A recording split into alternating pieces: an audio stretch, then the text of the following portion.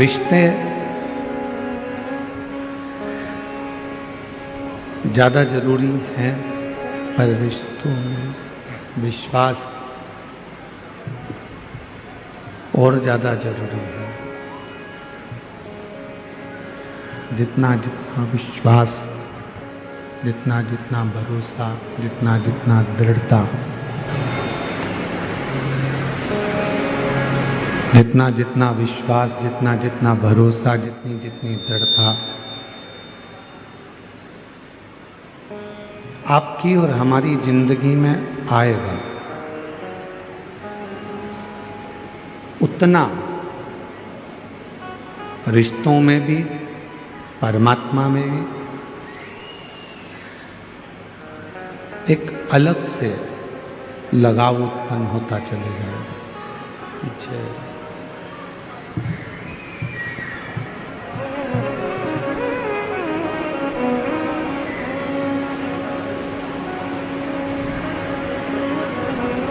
शिव महापुराण की कथा कहती है, भगवान शंकर का चरित्र कहता है, शिव तत्व कहता है। परमात्मा की भक्ति हो, चाहे रिश्तेदारी हो, चाहे हमारे कोई संबंध हो, चाहे कोई हमारा मित्र हो, सखा हो, दोस्त हो, परिवार हो, ये कुछ भी हो, पर उसमें सबसे ज्यादा जरूरी है आपका विश्वास, आपका भरोसा। कल भी कथा में कहा था कि शिव जी की कथा सुनना सरल है, शिव जी के मंदिर में जाना सरल है, शिव जी को एक लोटा जल चढ़ाना सरल है, भगवान शंकर का गुणगान करना सरल है। पर शिव महापुराण की कथा कहती है कि सबसे ज्यादा कठिन है शिव महापुराण पर भरोसा करना, शिव जी पर भरोसा करना, भगवान की अविरल भक्ति पर भरोसा करना, भगवान के भजन पर भरोसा करना, विश्वास करना।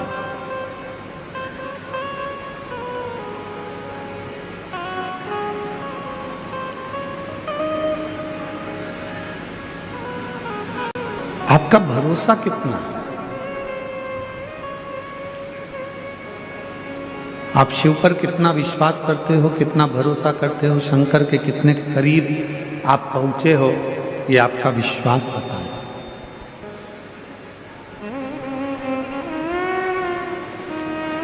एक कथा शिव महापुराण की बड़ी सुंदर है। माता पार्वती जी अपना घर छोड़कर अपनी सहेलियों के साथ में, सखियों के साथ में एक पर्वत की कंदरा में, गुफा में प्रवेश कर गए।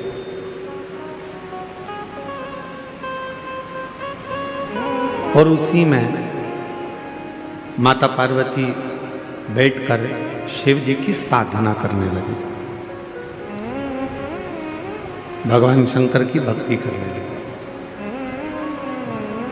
पहले तप करा, साधना करी,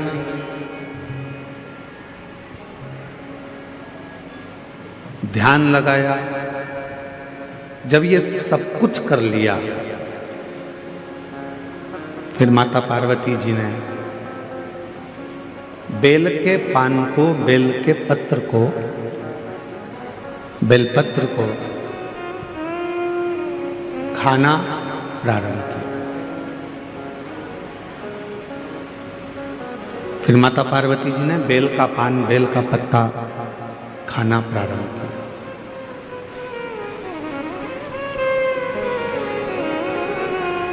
अब सूखे बेलपत्तों को खाती खाती पार्वती मैया दुर्बल हो गई, एकदम दुबली, एकदम दुर्बल। पानी भी नहीं पीती,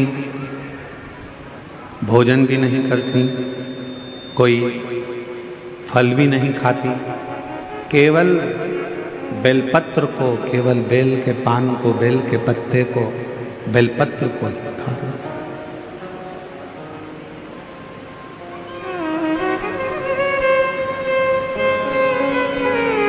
शरीर में उनका पूरा शाम हो गया, काला पड़ गया। और जब शरीर पूरा शाम कलर का हो गया, काला पड़ गया, सांवरा हो गया, शाम कलर का हो गया, तब मेरे देवाधिदेव महादेव उनकी परीक्षा लेने के लिए, थोड़ा ध्यान लगाना कथा में। और शिव जी उनकी परीक्षा लेने के लिए गए और भगवान शंकर ने जाकर कहा, पार्वती तुम शिव की आराधना कर रही हो, भगवान शंकर की साधना कर रही हो, शिव को भज रही हो, पर देवाधिदेव महादेव तो कितने सुंदर हैं।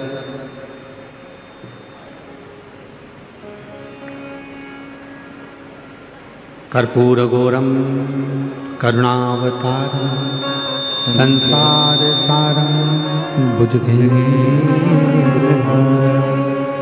भगवान शिव तो इतने सुंदर हैं, भगवान शंकर तो इतने सुंदर हैं, इतने सुंदर हैं, और तुम इतनी काली हो गई हो, दुर्बल हो गई हो, पत्ते खाती हो, तो शरीर भी तुम्हारा पूरा दुर्बल हो चुका है, और तुम्हारा पूरा शरीर दुर्बल हो गया।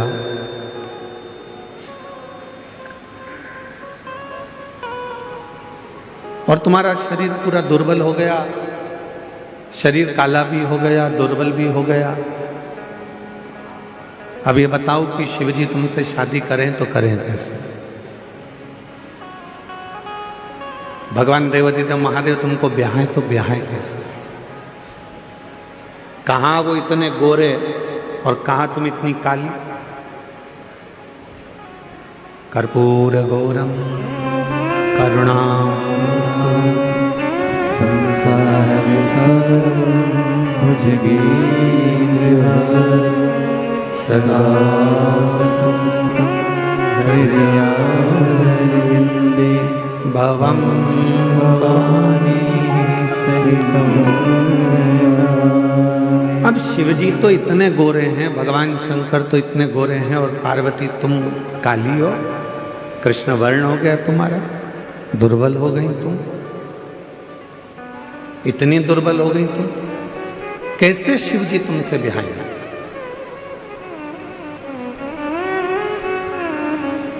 कैसे भगवान शंकर तुमसे शादी करेंगे? कैसे उनका विवाह तुमसे होगा?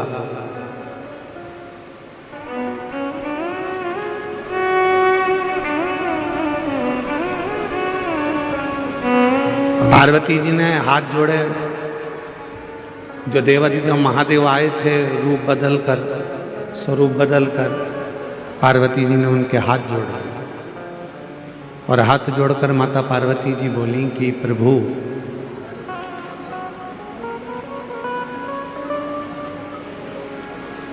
भगवान, ये मेरा विश्वास कहता है, और मेरा दृढ़ विश्वास कहता है, बेलपत्र के पत्ते को खाने से जब तुम मेरे पास आकर मुझे उपदेश दे सकते हो, ज्ञान दे सकते हो, मुझे समझा सकते हो, तो ये मेरा विश्वास कहता है कि एक ना एक दिन बेलपत्र का पत्र मेरे मुख में अगर जाता रहेगा तो मेरे भीतर की इंद्रियां संयमित रहेंगी, और जब भीतर की इंद्रियां संयमित रहेगी तो एक ना एक दिन मेरा महादेव भी मेरे पास में मुझे भरने के लिए जरूर आएगा।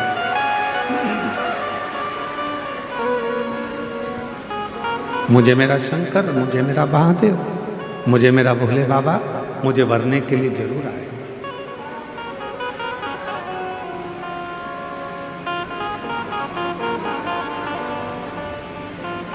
शिव महापुराण की उमा संहिता कहती है, शंकर जी पे चढ़ा हुआ जल का आचमन,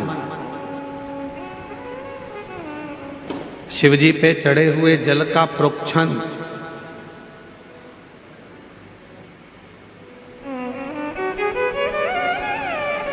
कायिक, वाचिक और मानसिक तीन तापों को नष्ट कर देता है।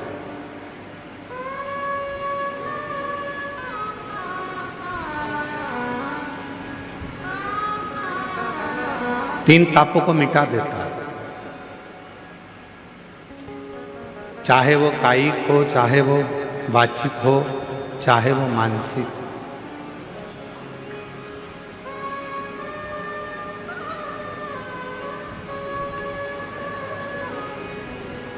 और कोई ये ना कहे कि केवल सीहोर वाले महाराज जी कहते हैं कि शंकर जी पे चढ़ा हुआ जल पीना चाहिए। हम आप सबसे कहेंगे, जितने आस्था चैनल पर सुन रहे हैं, जितने तीनों पंडालों में और पंडालों के बाहर जितने भक्त बैठे हैं, पीछे गेट के बाहर, इधर वहाँ जहाँ तहाँ भक्त बैठे हैं, उन सबसे एक बात कहेंगे, आप हमारी बात पर भी भरोसा मत करो। आप तो गीता प्रेस गोरखपुर की शिव महापुराण लेकर आओ और उस शिव महापुराण को घर पर एक बार पढ़ कर देखो।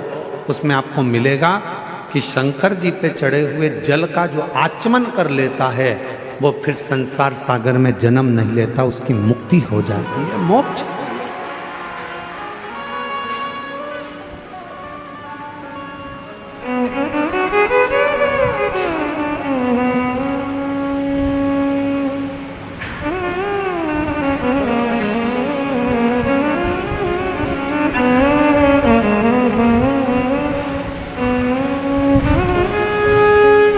कल डॉक्टर साहब कह रहे थे, श्रीमान सुजय बीके पाटिल जी, कहा गुरुजी, जब पंडाल वाले को फोन किया गया और पंडाल वाले से कहा गया कि 5 लाख लोग एक साथ बैठ जाएं, ऐसा पंडाल बनाना है,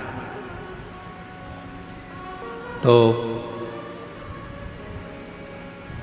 पंडाल वाला बोला कि 5 लाख लोग पंडाल में आ जाएंगे।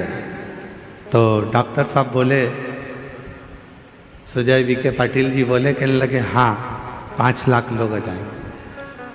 तो डॉक्टर साहब कल बता रहे थे कि जब यह 5 लाख भक्तों का पंडाल कल पहले दिन ही भरा गया, तो पंडाल वाले को भी आश्चर्य हुआ कि इतने भक्त कैसे।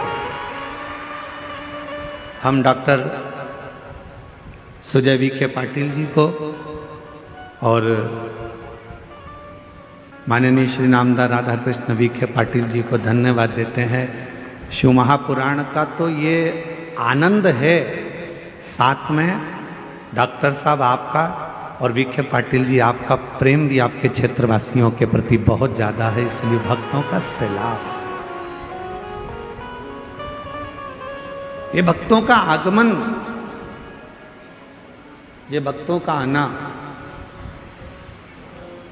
शिव तत्व की ओर अविरल भक्ति को प्राप्त करना,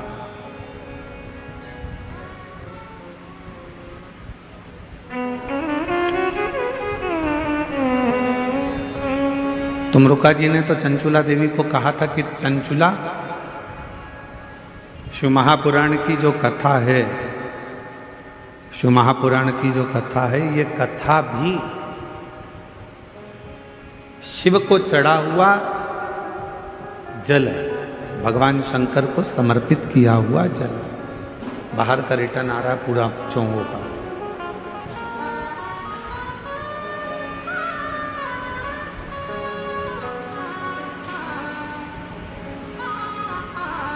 जो शिव महापुराण की कथा को श्रवण कर कर जाता है, ये समझ कर जाता है कि हम शंकर भगवान को चढ़े हुए जल का आचमन कर कर, शिव को प्राप्त कर कर, भगवान शंकर की शरणागति प्राप्त कर कर, भगवान शंकर की भक्ति प्राप्त कर कर हम जा रहे हैं। ये प्रेशर बढ़ाओ ना यहाँ का मंच का।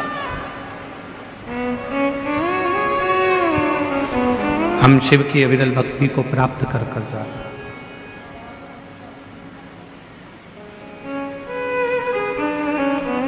शिव कथा कह रही है, भगवान शंकर का पवित्र चरित्र कह रहा है कि शिव के चढ़े हुए जल का वर्णन स्वयं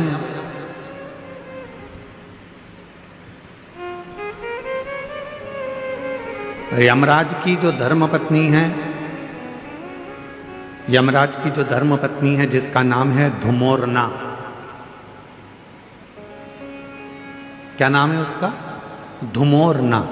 फिर से बोलो आप लोग, आवाज नहीं आई, डबल से बोलो, धुमोरना। ये यमराज की धर्मपत्नी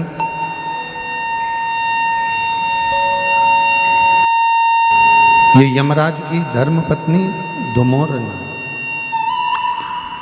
धुमोरना।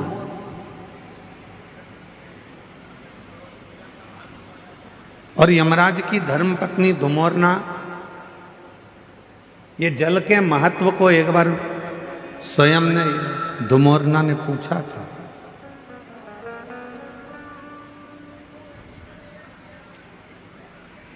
जल के महत्व को धुमोरना ने एक बार पूछा था। शिव महापुराण की कथा कहती है कि एक बार धुमोरना ने शंभु शरणे पड़ी मांगू रे दुख काटो दया ने दर्शन आपो शंभु शरणे मांगू घड़ी दुख काटो दया करीने दर्शन आपो। धुमोरना ने एक बार देखा यमराज की साक्षी में भैंसे को।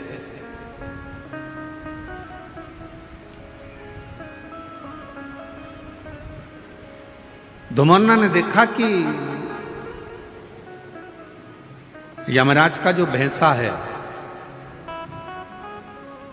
यमराज जिस पर बैठते हैं भैंसा, क्या नाम है उस भैंसे का जिस पे यमराज बैठते हैं? जम के बोलो जरा। यमराज जिस भैंसे पर बैठते हैं, जिस पाड़े पर यमराज बैठते हैं, जिस भैंसे पर यमराज बैठते हैं, उसका नाम क्या है? उसका नाम है पौंड्रक। क्या नाम है? पौंड्रक। तो एक बार धुमोरना ने उस पौंड्रक को देखा, उस भैंसे को देखा कि भैंसा क्या करता है कि यमराज प्राण खींचते हैं और प्राण खींचकर किसी को लेकर जाते हैं और भैंसा उसको खूब त्राड़ देता है, उसको खूब मारता है, सींग से रोनता है, पांव से कुचलता है, उसको परेशान करता जाता है। भैंसा उसको खूब परेशान करता है। पर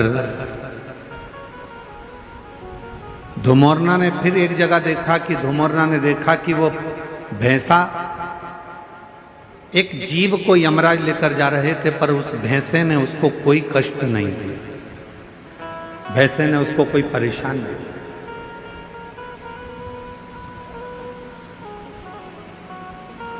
अब किसी को तो भैंसा मारता था और किसी को नहीं मारता था, किसी को कष्ट देता था, किसी को नहीं देता था।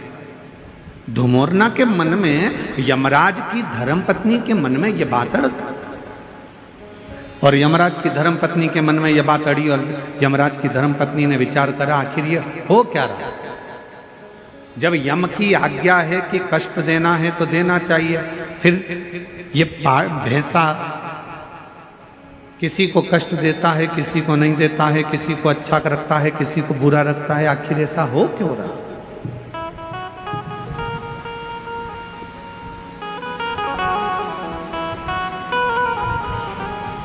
धुमोरना ने भैंसे को बुलाया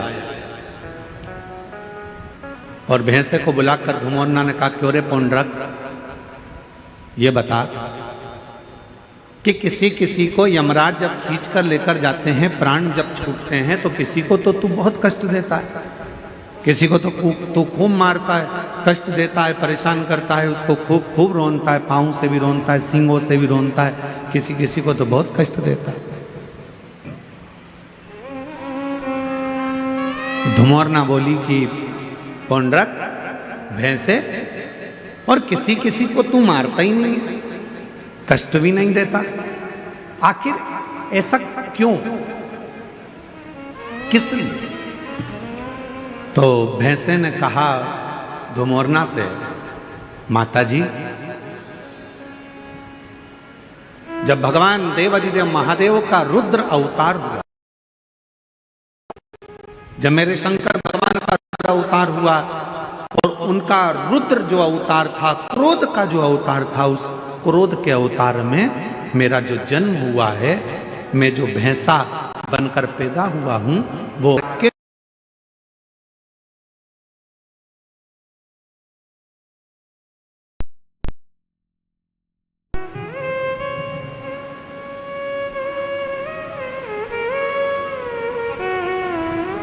और मेरा जन्म हुआ रुद्र की जंघा से। जब मेरा जन्म हो गया रुद्र की जंघा से, तो मैं समझ नहीं पाया कि मैं कहां जाऊंगा। तब देवाधिदेव महादेव ने कृपा कर कर मुझे यमराज को दे दिया और मैं यमराज का सेवक बन गया। यमराज ने कहा कि तुम यदि मेरे पास में रहोगे तो मेरी आज्ञा का पालन करना पड़ेगा। तो देवाधिदेव महादेव जी ने कहा कि यमराज को मैंने तुम्हें दिया है तो तुम्हें इसकी आज्ञा का पालन करना है, तुम आज्ञा का पालन करो। और यमराज की आज्ञा का पालन धुमोरना से भैंसा कहता है कि मैं करने लगा। पर शिवजी ने मुझे कहा कि ए पौंड्रक, एक बात सुन, तू यमराज का भैंसा जरूर बनेगा, तू यमराज के पास जरूर रहेगा, पर एक काम करना, तुझे मैंने जन्म दिया है, मेरी जंघा से तू उत्पन्न हुआ है। रुद्र कहते हैं यदि कोई संसार का मनुष्य, पशु, पक्षी, जानवर, जलचर, थलचर, कोई मानव, उसके शरीर में अगर शिवलिंग पर चढ़ा हुआ जल, शंकर का चढ़ा हुआ जल यदि उसके शरीर पर कहीं लगा हो या उसके मुख में शंकर का चढ़ा हुआ जल पड़ा हो, तो उसे तो त्राण मत देना, उसे कष्ट मत देना, उसको सीधे मार्ग से लेकर, उसको तू त्राण मत देना, उसको तू कष्ट मत देना, उसको तू सीधे मार्ग से लेकर, उसको तू परेशान मत करना।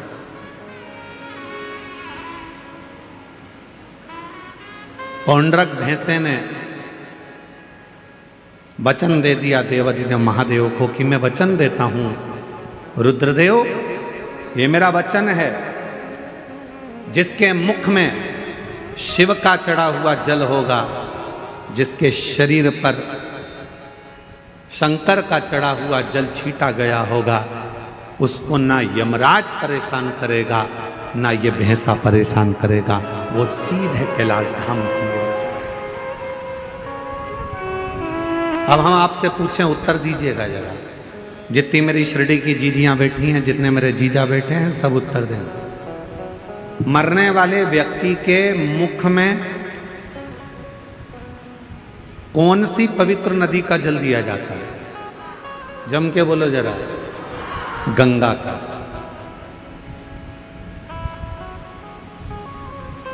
तुरंत जाओ जल्दी से गंगा का जल इसके मुख में डाल दो। कभी किसी ने पूछा अपने पूर्वजों से, अपने बुजुर्गों से कि मरने वाले के मुख में गंगा जल क्यों दिया जाता है?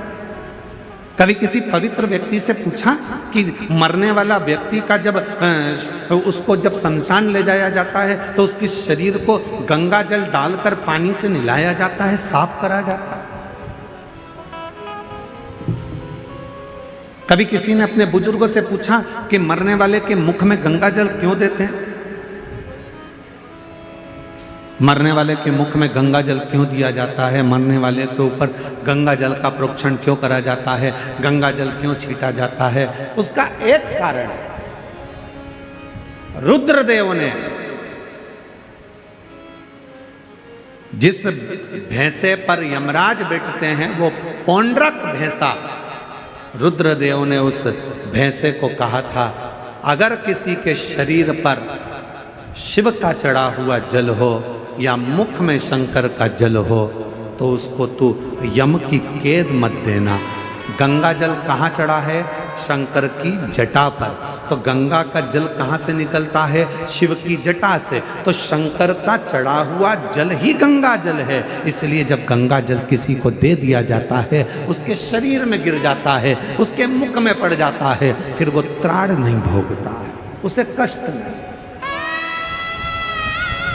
उसे परेशानी नहीं।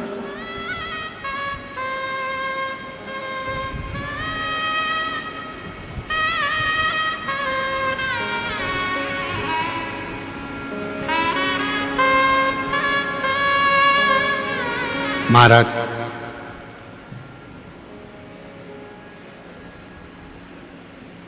पहले ऐसा नियम था, अब आजकल तो बहुत सारे नियम बदल गए।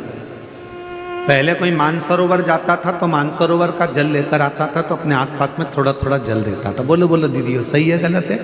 कोई गोदावरी स्नान करने के लिए जा रहा है तो माँ गोदावरी का जल लेकर आ रहे हैं तो थोड़ा थोड़ा आसपास में बांटते थे। कोई हरिद्वार गया, गंगा जी का जल भरकर लाया तो गंगा जी का जल आसपास में बांटते थे। पहले ऐसा नियम था। अब बीच में लोगों ने ये नियम बंद कर कर गिफ्ट बांटना चालू कर दिया। हम केदारनाथ जी गए थे, तुम्हारे लिए गिफ्ट लेकर आए। हम हरिद्वार गए थे, तुम्हारे लिए गिफ्ट लेकर आए। हम शिरडी गए थे, तुम्हारे लिए गिफ्ट लेकर आए। फिर गिफ्ट का काम बंद हुआ तो लोगों ने फिर प्रसाद देना चालू करा। हम उज्जैन गए थे, तुम्हारे लिए प्रसाद लेकर आए। हम वहाँ गए थे, तुम्हारे लिए ये प्रसाद लेकर आए। हम तुम्हारे लिए ये प्रसाद लेकर आए। शिव महापुराण की कथा कहती है किसी मंदिर, देवालय, शिवालय या किसी तीर्थ का सबसे बड़ा प्रसाद होता है वहां की पवित्र नदी का कुंड का जल। वो जल जब हम अपने आसपास में देते हैं तो हमें हजारों हजारों तीर्थ का पुण्य फल प्राप्त हो जाए।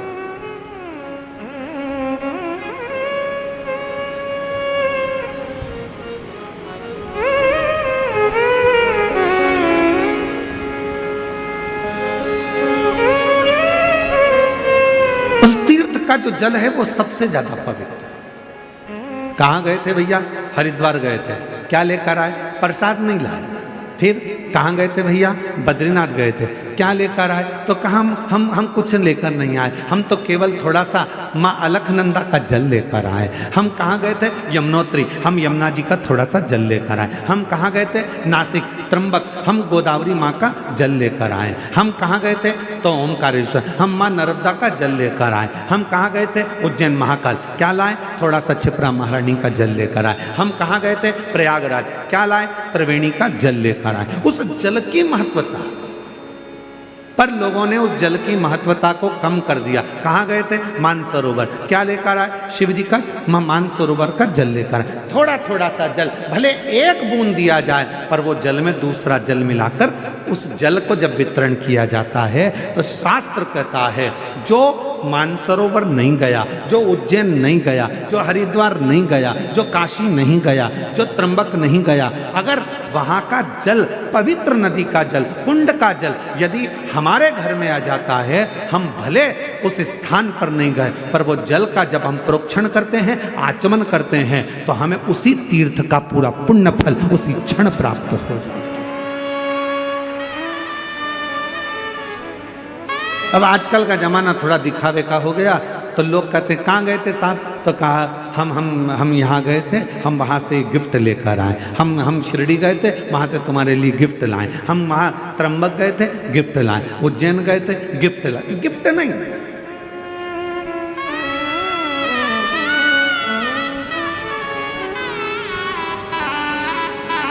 अभी कथा में हमने कहा था, जलगांव की कथा में,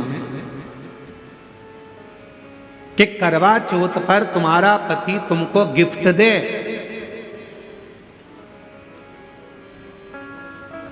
पर तुम अपने पति को कसम खिलवाना, बोला था कि नहीं बोला था? अरे जम के तो बोलो।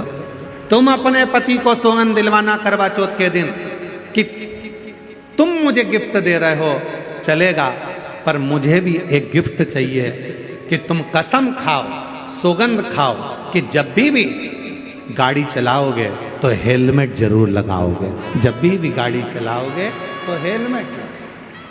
ये गिफ्ट दो मुझे कि क्योंकि तुम हो तो मेरा घर है, तुम हो तो परिवार है, तुम हो तो मेरा कुटुंब है, तुम हो तो मेरे बच्चे हैं, और तुम हो तो मैं। हेलमेट लगाओ, 4 व्हीलर गाड़ी चलाओगे सीट बेल्ट लगाओ, ये शपथ दिलवा।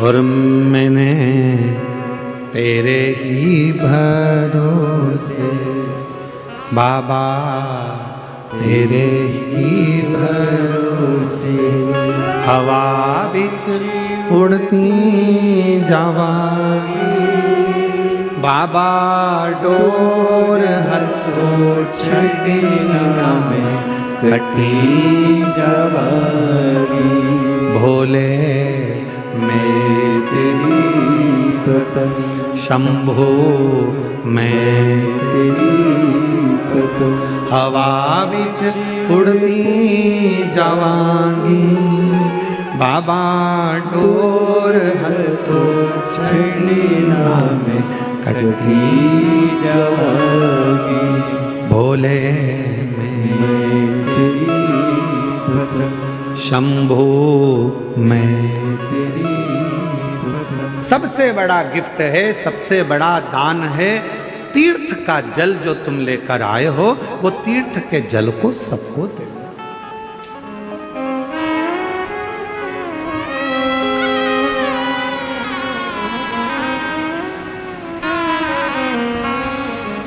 मुख में गंगा जल हो, ब्रज का बंसी बट हो, मुख में गंगा जल हो, ब्रज का बंसी बट हो, मेरा काशी वाला निकट हो, जब प्राण तन से निकले, मेरा काशी वाला निकट हो, जब प्राण तन से निकले। काशी वाला क्यों निकट हो? क्योंकि माता पार्वती जी ने शिव जी से 2 वर मांगे थे काशी में।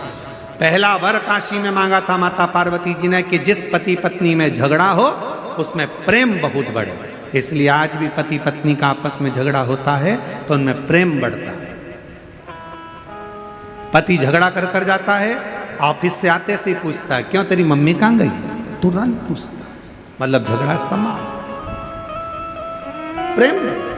और पार्वती जी ने दूसरा वर मांगा था शिव जी से कि काशी में जो मरेगा उसको गुरु मंत्र तुमको देना पड़ेगा, काशी में मरने वाले को मोक्ष मंत्र आपको देना पड़ेगा। इसलिए शास्त्र की रीति है, हमारे यहाँ काशी खंड स्कंद पुराण का वर्णन करता है कि काशी में मरने वाले के कान में भगवान शंकर तारक मंत्र प्रदान कर देते हैं, और वो तारक मंत्र सुनते से ही काशी में मरने वाला फिर जन्म नहीं लेता, वो शिव का गण बनकर शंकर के धाम में शिव के आनंद में रहता है, फिर वो जन्म मरण के प्रपंच से छूट जाता है।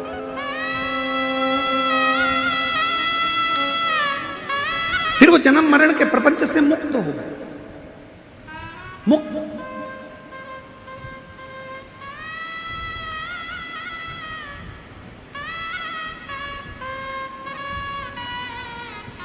शिव महापुराण का काशी खंड कहता है, ध्यान, स्कंद पुराण का काशी खंड कहता है, कभी योग लगे तो स्कंद पुराण के काशी खंड को पढ़िएगा।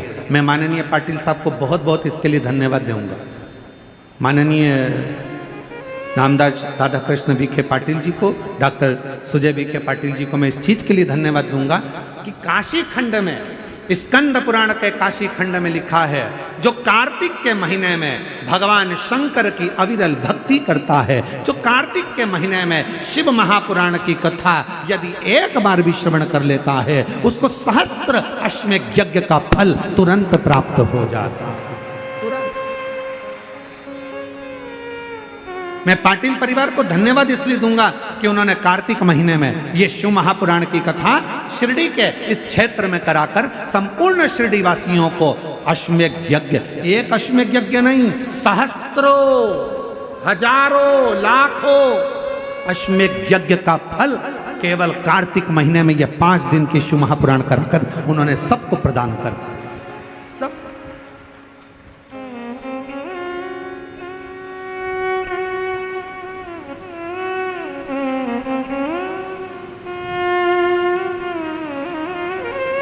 जब डॉक्टर सुजय विखे पाटिल जी कथा लेने के लिए सीहोर आए थे तो उस समय पर बता रहे थे, उनको 2-3 तारीख बताई गई, पर उन्होंने जो तारीख चुनी वो कार्तिक के महीने की चुनी। तो हमको भी आश्चर्य हुआ कि जरूर माता पिता के संस्कार इतने प्रबल हैं कि कार्तिक के महीने की अगर तारीख चुनी है तो उसमें फल, तो ये श्रेष्ठता हो।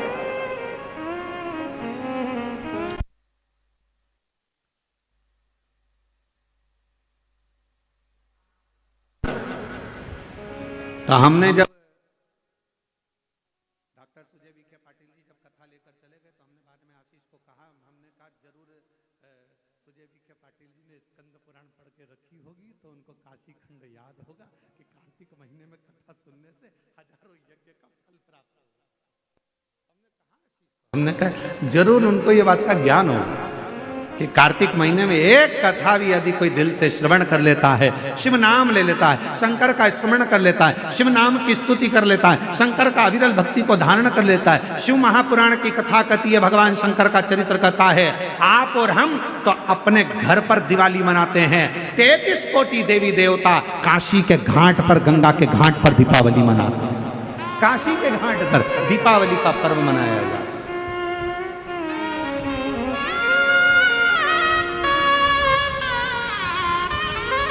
शिव धाम में, भगवान शंकर के धाम में, काशी में, शंकर के अविरल धाम, हम तो आपसे भी कहेंगे आपके घर के आसपास में जो शंकर का मंदिर हो ना, दीपावली के दिन शंकर के मंदिर में जाकर दीपदान जरूर करना। दीपावली के पर्व पर शिव मंदिर में जाकर उसके आसपास में दीप जरूर लगाना। क्यों? आपको वही फल प्राप्त होगा जो काशी में देवताओं ने दीप जलाकर प्राप्त किया, वही।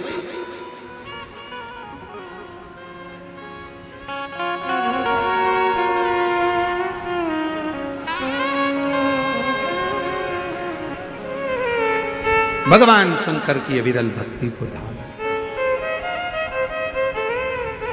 शिव तत्व को धारण कर। और इस वर्ष जब आप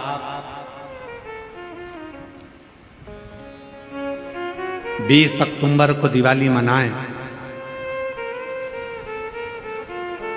और 20 तारीख को जब आप दीपावली का पर्व मनाएंगे,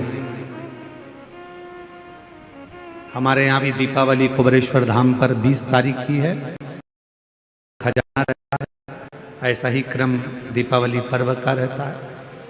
तो 20 तारीख को जब आप दीपावली मनाएं तो इस वर्ष सबको कहूंगा, जितने भी आस्था चैनल पर कथा सुन रहे हैं, जितने फेसबुक यूट्यूब पर कथा श्रवण कर रहे हैं, यदि आपकी जिंदगी में 4 दिन दुकान चल रही है, 4 दिन बंद पड़ी है, व्यापार थोड़े दिन चलता है, थोड़े दिन बंद हो जाता है, आपके विद्रोही, आपके दुश्मन आप पर कहीं ना कहीं से इधर से उधर से वार कर रहे हैं, या आपका लक्ष्य आपको प्राप्त नहीं हो रहा, कोई बहुत मेहनत करता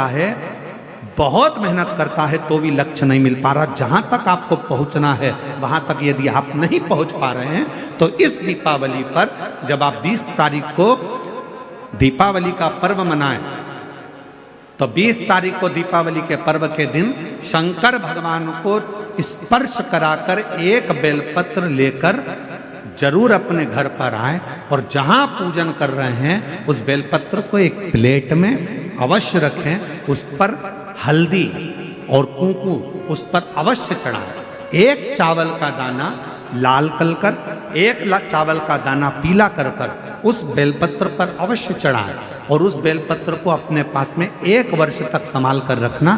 फिर अगले साल आप और हमें बताना कि उस बेलपत्र ने आपको मंजिल तक पहुंचाया कि नहीं पहुंचाया, आपको लक्ष्य प्रदान कराया कि नहीं।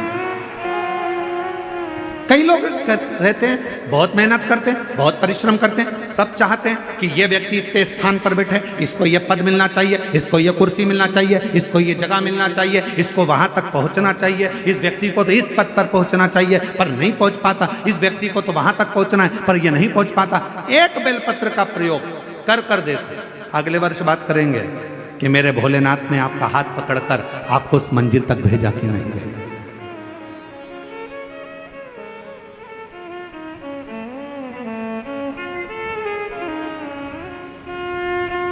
कई व्यापारी, कई किसान कह देते हैं, अरे गुरुजी हमारी फसल पिट गई, अब की बार हमारी जो पिक थी वो पूरी की पूरी पिट गई, हमारा पानी ने बेकार कर दिया, हमारा इसने बेकार कर दिया, हमारा उसने बेकार कर दिया। बेचारा किसान कर्जे में होता चले जाता है, तकलीफ में होता चले जाता है। हम उनसे भी कहेंगे एक बार प्रयोग कर देखिए, एक बेलपत्री का दीपावली की रात्रि को, और अब की बार दीपावली का पर्व 20 अक्टूबर को जो मनाया जा रहा है, 20 अक्टूबर दीपावली पर्व के दिन एक बार प्रयोग कर देखिए कि वो बेलपत्र शिव जी को लगाया हुआ। क्यों? क्योंकि भगवान शंकर ने माता लक्ष्मी को जब भगवान विष्णु को दिया था, क्योंकि माता लक्ष्मी की माँ ख्याति देवी तो लक्ष्मी जी का विवाह शिव जी से करना चाहती थी, पर शंकर जी ने मना कर दिया था कि मैं विवाह नहीं करूंगा, इनको तो नारायण को दे दो। तो लक्ष्मी जी को भगवान शंकर ने जब यहाँ आया तब माता लक्ष्मी ने वर दिया, भगवान शंकर से प्रार्थना करी, आप मुझे आज्ञा करो। शंकर भगवान ने कहा, जिस दिन तुम पृथ्वी पर भ्रमण करने के लिए आओ और जिस स्थान पर बेलपत्र विराजमान हो उस स्थान पर तुम सदा विराजमान हो जाओ। वहां से फिर अविरल बोल बम का नारा है। इतना धीमा बोलोगे तो शिरडी वालों कल्याण तुम्हारा। अच्छे से बोलो जरा, बोल बम का नारा है। हर हर महादेव। शिव तत्व की प्राप्ति।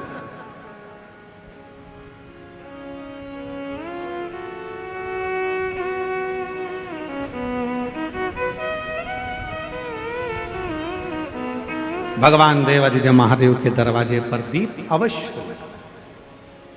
हमारे यहाँ कुबेरेश्वर धाम पर लोग दिवाली मनाने के लिए जब आते हैं, दीपावली पर्व के लिए जब आते हैं, खजाने के लिए जब आते हैं, तो भक्ति के साथ, अविरल भक्ति के साथ शिव तत्व को प्राप्त करने के। और शिव क्या ना दे, भगवान शंकर क्या ना दे। तेरी कृपा बिना न हिले एक भी ले सांस, तेरी कृपा से तनु तनु बखान क्या करूं मैं, राखों के ढेर का चपटी भगोत में खजाना कुबेर का। उसके स्पर्श मात्र राख का हो जाता है, स्पर्श मात्र एक भभूत का हो जाता है, तो वो भस्म भी करोड़ों का धन बन जाती है। वो भस्म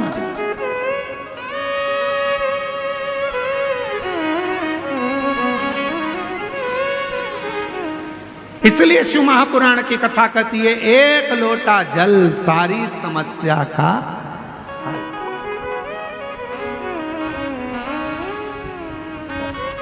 एक लोटा जल लेकर शिव मंदिर जरूर जाओ। वो कहे शिव महापुराण मध्ये एक लोटा पाणी घेऊन खूपचा महत्व आहे।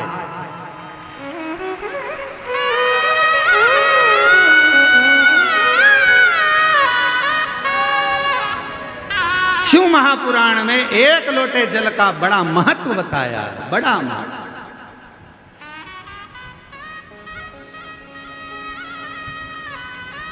शिव पिंडीचा एक लोटा पानी घेऊन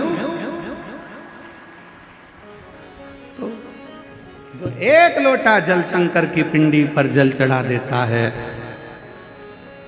उसका खूब खूब खूब खूब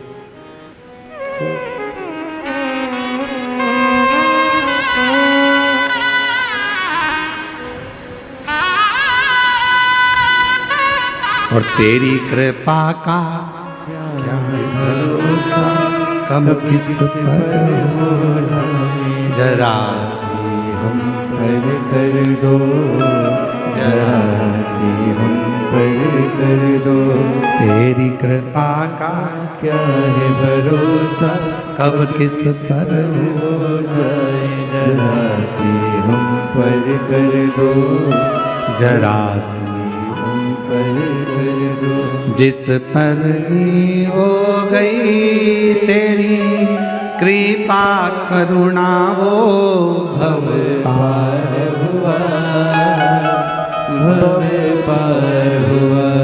पापी हो चाहे जितना उसका भी बाबा उद्धार हुआ, उद्धार हुआ। गिद्ध अजामिल गणिका जैसे तेरे मन को भाए, जरा सी हम पर कर दो, जरा सी हम पर कर दो। तेरी कृपा का क्या है भरोसा, कब किस पर हो जाए, जरा सी हम पर कर दो, जरा पर कर दो।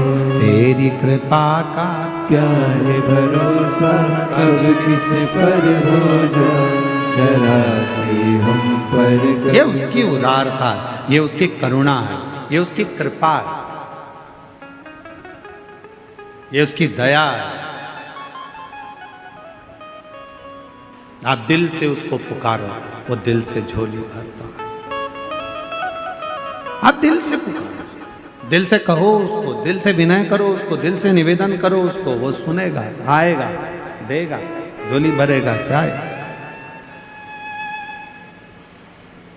तो शंकर भगवान पर चढ़े हुए जल की महत्वता शिव महापुराण की कथा कहती है। भगवान शंकर का पवित्र चरित्र कह रहा है कि मरने वाले व्यक्ति के मुख में गंगा जल क्यों दिया जाता है। आपके बच्चे पूछें, आपके रिश्तेदार पूछें तो उनको बताना कि शिव महापुराण में वर्णन आता है, स्वयं यमराज की धर्म पत्नी धुमोरना ने यह प्रश्न स्वयं जिस पर यमराज बैठते हैं उस भैंसे से, उस पौंड्रक से पूछा, भैंसे से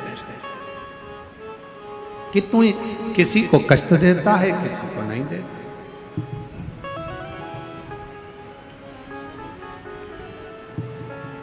किसी को तो तू अच्छे से लेकर जाता है और किसी को रुला रुला कर लेकर जाता है। बात क्या?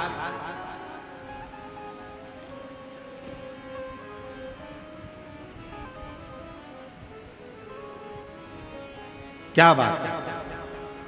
तो भैंसे ने कहा कि मैंने शिव जी ने, शंकर भगवान को मैंने वचन दिया, क्योंकि मेरे देवाधिदेव महादेव ने तो मुझे यमराज को दिया।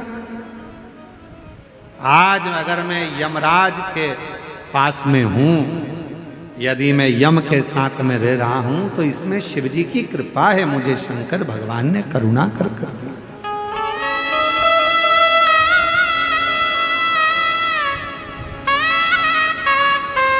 ये शिव की उदारता से मुझे मिला। इसलिए हमारे सनातन धर्म में आज भी नियम है, ये गंगा का जो जल है वो भगवान शंकर का चढ़ा हुआ जल है, शिव के ऊपर से चढ़कर नीचे आ। कई लोग हमारा बहुत विरोध जब करते हैं तो विरोध में कह देते हैं कि शिव जी पे चढ़ा हुआ जल मत पियो। सीहोर वाले महाराज ने बताया पियो, और ये कहता है मत पियो। तो जो तुमसे कहे कि शंकर पर चढ़ा हुआ जल नहीं पीना चाहिए, तो उनको कहना कि फिर तो मरते समय तू गंगा जल भी मत पीना, क्योंकि वो भी तो शंकर जी पे चढ़ा हुआ है। शिव जी के शीश पर आया तब तो नीचे आया। शिव महापुराण की कथा कहती है कि धुमोरना से, यमराज जी की धर्म पत्नी से स्वयं भैंसा कह रहा है, वो पौंड्रक भैंसा कह रहा है कि शिव की कृपा, शंकर की।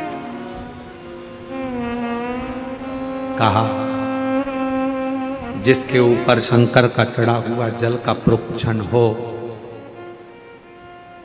जो शिव का चढ़ा हुआ जल का आचमन कर ले, कहा उसको फिर कोई नरक के भोग ना भोगना।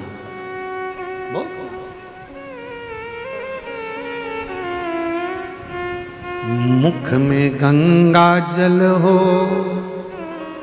ब्रज का बंसी बट हो।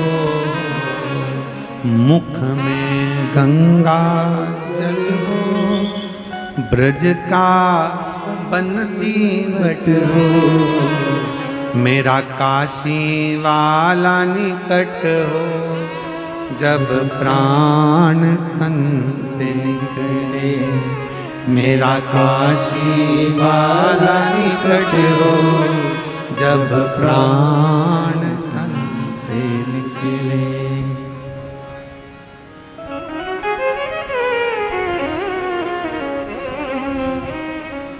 हे भोलेनाथ, हे भोलेनाथ, इतना तो करना भोले, जब प्राण तन से निकले।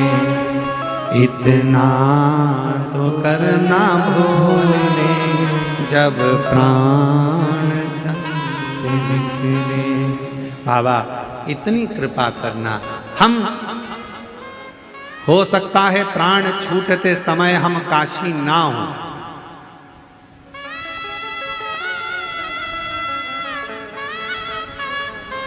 हो सकता है प्राण छूटते समय हम काशी ना हो,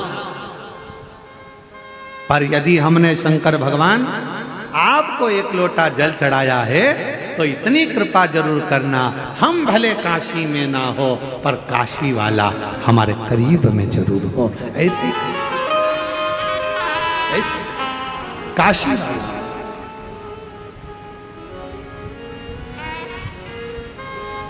ये कृपा करना, ये करुणा करना, ये दया करना।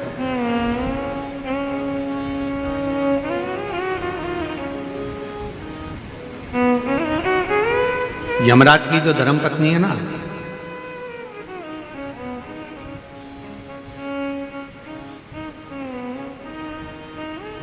ये शिव की बड़ी उपासक है।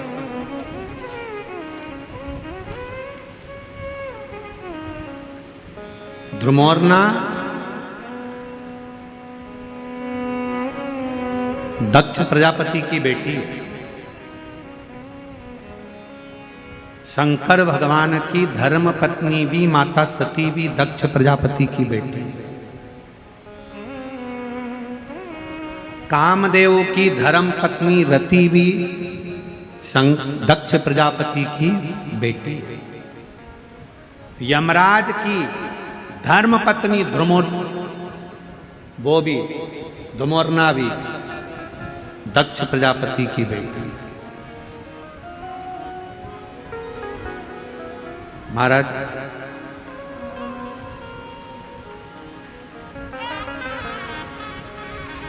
एक कथा बड़ी अच्छी आती है धुमोरना के विवाह की। बड़ा सुंदर प्रसंग आता है कि ध्रुमोरना ने ध्रुमोरना ने अपने पिता दक्ष प्रजापति से निवेदन करा, और ध्रुमोरना ने अपने पिताजी से निवेदन करा कि मेरा जो हाँ विवाह करो, जो मृत्यु को जीत ले, जो मौत को विजय प्राप्त कर ले, जो मृत्यु पर विजय प्राप्त कर ले, उससे हमारा विवाह। ध्रुमोरना ने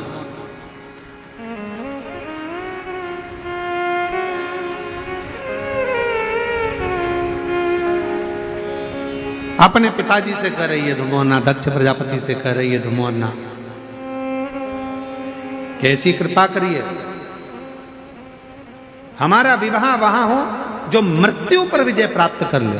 तो इतने में दक्ष प्रजापति ने विचार करा, ठीक है, अगर आप ऐसा कहते हो तो आपके लिए हम वही वर ढूंढेंगे जो मृत्यु पर विजय प्राप्त कर ले। तो उनके लिए उसी समय पर दक्ष प्रजापति ने यमराज को लाकर खड़ा कर दिया। तो धुमोरना ने देखा कि ये यमराज, इसका तो पूरा स्वरूप बड़ा कृष्ण है, काला है और भयंकर स्वरूप है।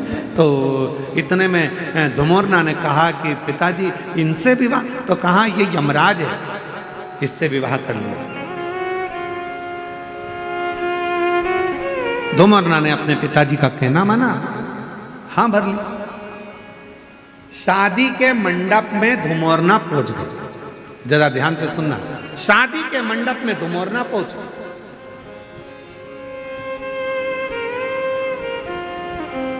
और शादी के मंडप में जैसे धुमोरना पहुंची,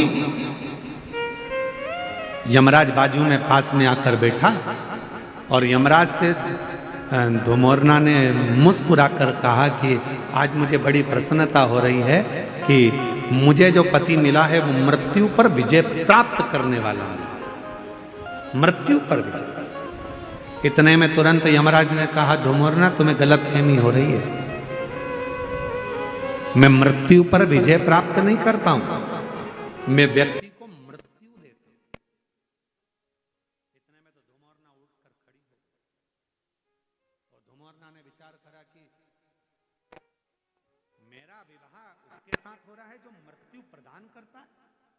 तो अपने पिताजी से कहा था कि जो मृत्यु पर विजय प्राप्त करे मेरा विवाह उससे होना चाहिए।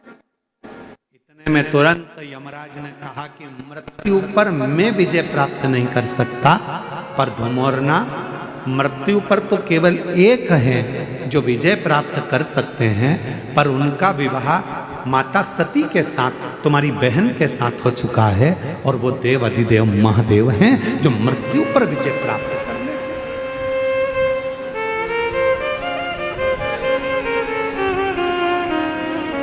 जो मौत पर विजय प्राप्त कर ले।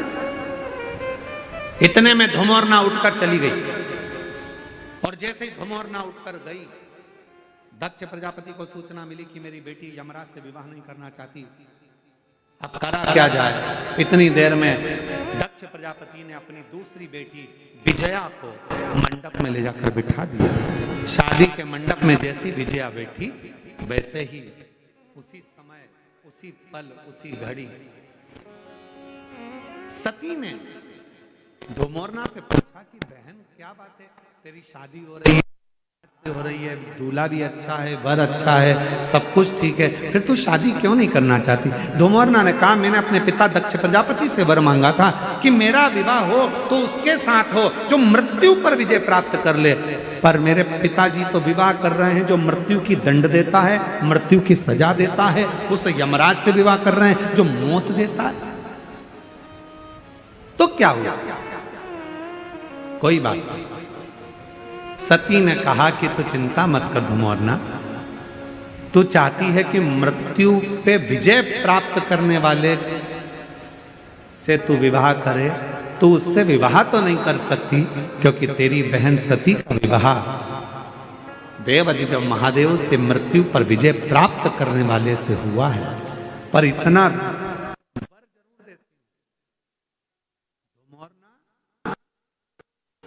तेरा पति मृत्यु लोक में जाकर जिस व्यक्ति के प्राण को लेकर जाएगा यमलोक में, उस समय पर जिसके प्राण छूट रहे होंगे, उसके मुख से यदि शिव का नाम निकल गया तो धुमोरना उसी क्षण तुझे शंकर का दर्शन हर पल हर घड़ी होता है, हर पल। और उसका वर क्या प्राप्त होगा, उसका फल क्या प्राप्त होगा। शिव महापुराण की कथा कहती है, श्री शिवाय नमस्तुभ्यम, ओम नमः शिवाय, ओम ओम नमः शिवाय, ओम नमः श्री शिवाय नमस्तुभ्यम बोलने वाला, ओम नमः शिवाय बोलने वाला, हर हर महादेव बोलने वाला, बोल बम का नारा है बाबा ए सहारा है। ऐसे उच्चारण करने वाला, शिव तत्व को गुंजायमान करने वाला, शंकर के नाम को लेने वाला जब अपने